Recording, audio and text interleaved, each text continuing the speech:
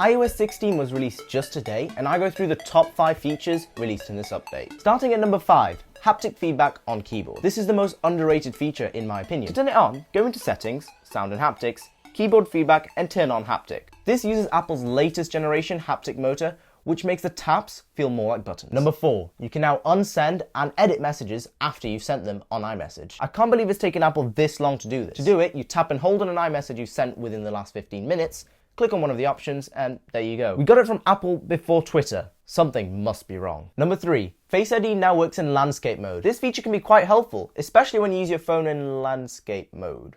We don't have that, do we? Number 2, when wanting to share a Wi-Fi password with a friend, no more needing to go to the router, holding it upside down while trying to read the password and putting it into your phone, you can now see that in Settings. So if you go into Settings, go to the Wi-Fi network, click Info, then you can see the password by using Face ID. And now time for number 1. Apple is always a little bit late when it comes to customization, but they always do it really well.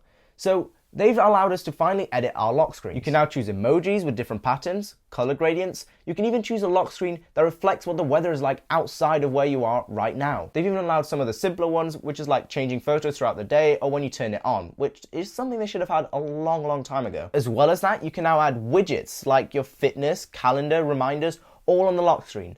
Although they're not like the home screen ones, they're still small and relatively easy to read. You can now change the font and color of your time and date. Oh, and Apple has now allowed us to see notifications from the bottom for this next big feature, depth effect. It actually works really well. This basically allows a subject from an image, like in portrait pictures, to be taken out from the image and put almost on top of the time.